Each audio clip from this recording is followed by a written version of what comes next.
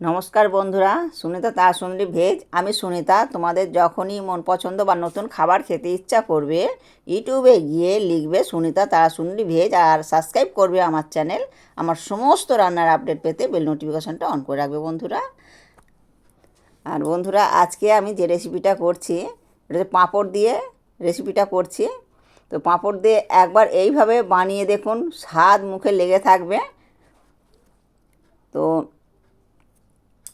তোমরা বন্ধুরা স্কিপ না করে প্রথম থেকে শেষ পর্যন্ত ভিডিওটা দেখতে থাকো, তাহলে বুঝতে পারবে যে রেসিপিটা আমি কিভাবে করলাম। এবার আমি মূল স্রোতে ফিরে আসছি। তো এখানে দেখো বন্ধুরা, আলু, পটল আর ডাঁটা, একটা টমেটো নিয়েছি। তো এগুলো আমি কেটে নিয়েছি। আর এখানে দেখো দুটো পাঁপড় নিয়েছি। এই পাঁপড়গুলো কিন্তু আমি জল দিয়ে একটু ধুয়ে নেব। তো এটা জল দিয়ে ধুইলে একটু নরম হয়ে যাবে, তবে আমি জলে দিয়ে রাখবো না, একটু ভালো করে ধুয়ে নিচ্ছি। ধুয়ে নিয়ে আমি একটা থালার মধ্যে রেখে দেব। আর এরপর আমি কি করব সেটা তোমরা দেখতে থাকো।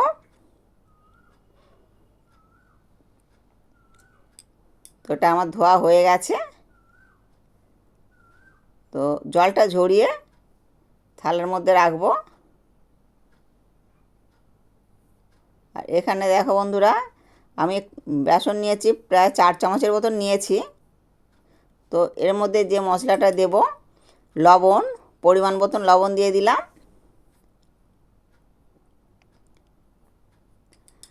আর লঙ্কার গুঁড়ো দিলাম, জিরের গুঁড়ো দিলাম। আর এখানে মানে কালো জিরেটা দিয়েছি, এটা দিলে খুব টেস্টি হবে। তো অল্প অল্প করে জল দিয়ে এটা একটু গুলে নেব।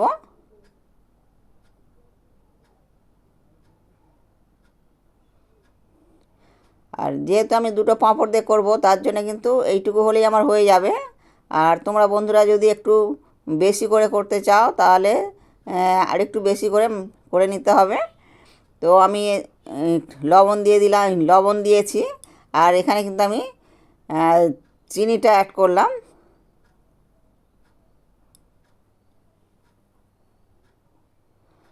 আর দেখো, পাঁপড়গুলো ধুয়ে রেখেছিলাম, তো জলটা ঝরে গেছে। এবারে কিন্তু আমি এই ব্যাটারটা দিয়ে দেব।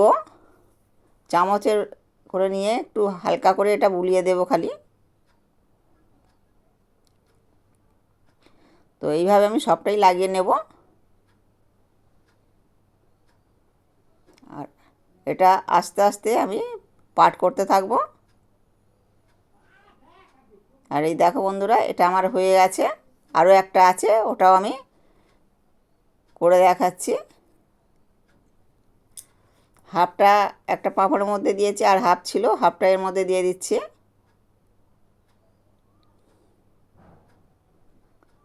তো এইভাবে আমি পুরোটাই লাগিয়ে নেব। এবার এটাও আমি রোল মতন করে নেব।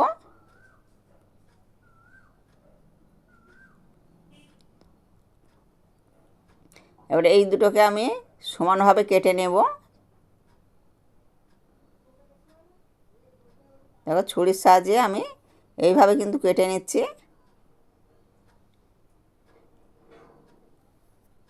দেখো, এগুলো ঠিক মাছের দাকার মতন বা ডিমের, মানে ডিম যেমন ভাজলে হয় সেরকমই লাগছে। তো আমি দেখো আলুটা একটুখানি ভাপিয়ে নিয়েছি। তো অল্প একটু ভাপিয়েছি, যেহেতু এখন গরম পড়ে গেছে আর আলুটা অনেকটা মিষ্টি মিষ্টি হয়ে গেছে, তো তার জন্য একটু ভাপিয়ে নিলে বেশ ভালো লাগবে। আর যাদের সুগার প্রেশার আছে তাদের তো অবশ্যই এরকম ভাপিয়ে খাওয়া ভালো। এর মধ্যে 4 চামচের মতন তেল দিয়ে দিলাম। তো হালকা হাতে একটু তেলটা নেড়ে চেড়ে নিলাম। এই দেখো, পটলগুলো আমি এইভাবেই কেটেছি। এইভাবে কাটলে বন্ধুরা খুব ভালো ভাজা যায়, আর মানে তরকারিটা খুব টেস্টি হয়।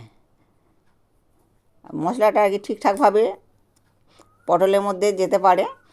আর দু চালা করে কাটলে পারে ওটা কিন্তু খুব একটা ভালো, মানে মশলাটা ঢোকে না। তো এইভাবে কিন্তু পটলটা কাটলে বেশ খেতে ভালো লাগে, আর ভাজাটাও খুব ভালোভাবে হয়ে যায়।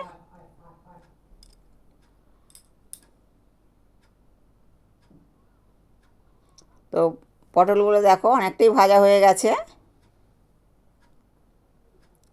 এবার এর মধ্যে কিন্তু আলু আর ডাঁটাটা দিয়ে দেব।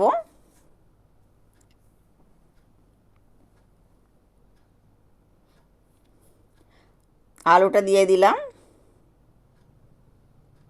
পটল একটু ভালো করে ভাজতে হয় বন্ধুরা, তাই পটলটাকে আগে ভেজে নিলাম।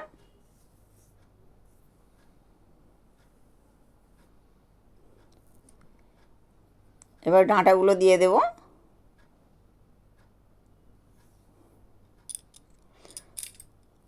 এটা একটু ঘন ঘন নাড়তে থাকবো।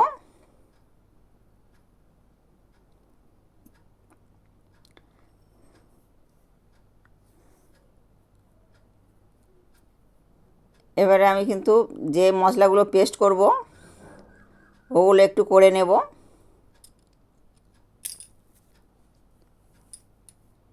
তো আমি একটা টমেটোকে ছোট ছোট করে কেটে নিয়েছি। তো টমেটোর মধ্যে আমি কিন্তু দানাটা ফেলে দিয়েছি। তো টমেটোর মধ্যে থেকে দানাটা ফেলে দিলে কিন্তু কোলেস্টেরল হয় না, মানে শরীরের পক্ষে মানে দানাগুলো খুবই ক্ষতিকর। ওই জন্য কিন্তু আমি দানাগুলো ফেলে দিয়েছি। তো বেশিরভাগ আমি দানা ফেলে দিই। আর এই 4 টুকরো আমি আদা নিয়েছি, আর 4-5টা কাঁচা লঙ্কা নিয়েছি, আর এখানে রাঁধুনি নিয়েছি 2 চামচ।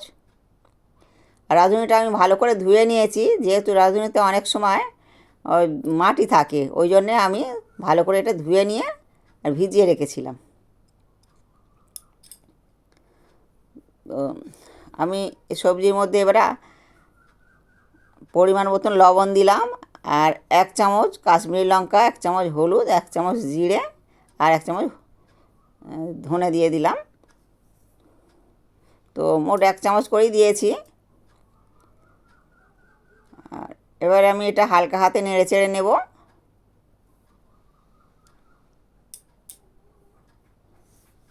আর এর মধ্যে যে জলটা দেব বন্ধুরা, একটু গরম জলই দিয়ে দেব।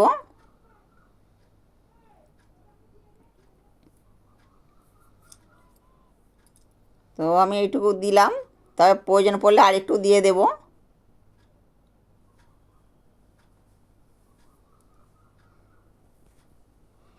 যেহেতু ডাঁটা আছে, তো তার জন্য কিন্তু আরও একটু দিতে লাগবে। তো আমি আরও একটু দিয়ে দিলাম।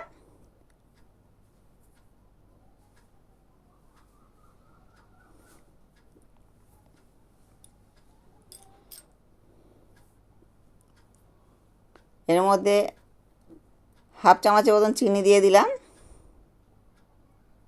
তো যেহেতু ডাঁটা আছে, চিনিটা দিলে ব্যালেন্স হবে, তার জন্য কিন্তু আমি আগেই এটা দিয়ে দিলাম। তো যত ফুটবে তত ডাঁটাটা কিন্তু একটু মিষ্টি মিষ্টি ভাব হয়ে যাবে, বেশ ভালো লাগবে। আর 5 মিনিটের জন্য ঢাকা চাপা দিয়ে রেখেছিলাম। 5 মিনিট হয়ে গেছে, উঠিয়ে নিলাম। এবার আমি দেখব কতটা সিদ্ধ হয়েছে। তো দেখো আলুগুলো সিদ্ধই হয়ে গেছে, পটলও সিদ্ধ হয়ে গেছে। তো আমি এবার এটা ঢেলে নিলাম, নিয়ে কড়াটা একটু ধুয়ে নেব। কড়াটা ধুয়ে বসিয়ে দিলাম, তেল দিয়ে দিলাম।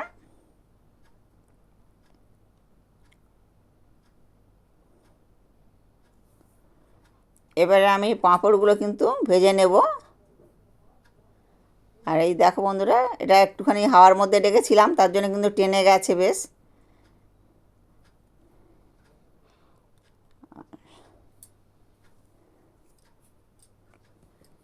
এটা একটু মিডিয়াম টুলোতে দিয়ে রাখবো, ভাজাটা যাতে একটু ভালোভাবে হয়।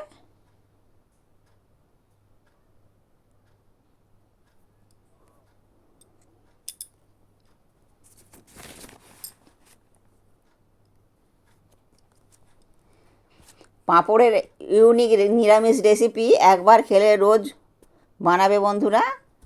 তবে এই রেসিপিটা খুবই ভালো খেতে হবে, তোমরা একবার হলেও কিন্তু এটা বানাবে। তো আমরা তো অনেক রকম রেসিপি করেছি, তবে এটা কিন্তু অনেকেই হয়তো করেছে আমার অনেক বন্ধুরা।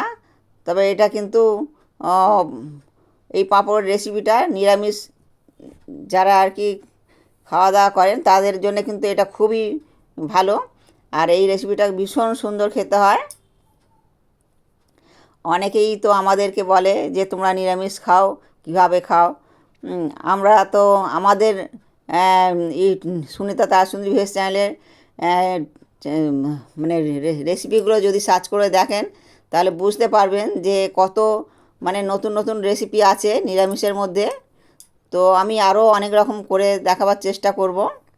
তো এর মধ্যে আমি তেজপাতা, লবঙ্গ, দারচিনি, এলাচ এগুলো দিয়ে দিয়েছি, আর হাফ চামচ কাঁচা জিরে।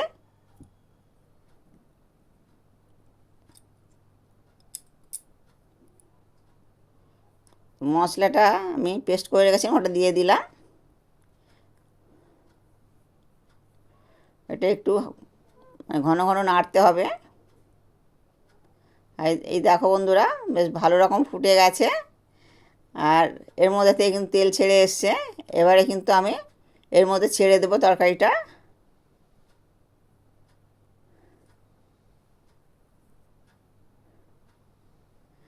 এবারে একটু ভালো করে ফুটিয়ে নেব।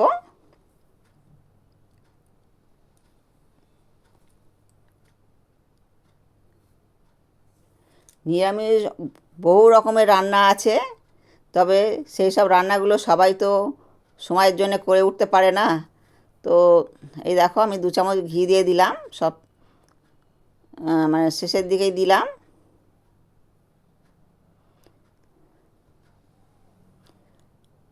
তো একটু ফুটিয়ে নেব, ঘিটা দিয়ে একটু ফুটিয়ে নিলে বেশ ভালো হয় বন্ধুরা। তো এবারে আমি দেখো এগুলো পাঁপড়গুলো ভেজে রেখেছিলাম, এগুলো এবারে মানে ওপরে দিয়ে দিচ্ছি। এটা একটুখানি খুন্তির সাহায্যে একটুখানি ঘেঁটে নেব। এই দেখো, এইভাবে দিয়ে রাখলে ভীষণ ভীষণ সুন্দর খেতে লাগে।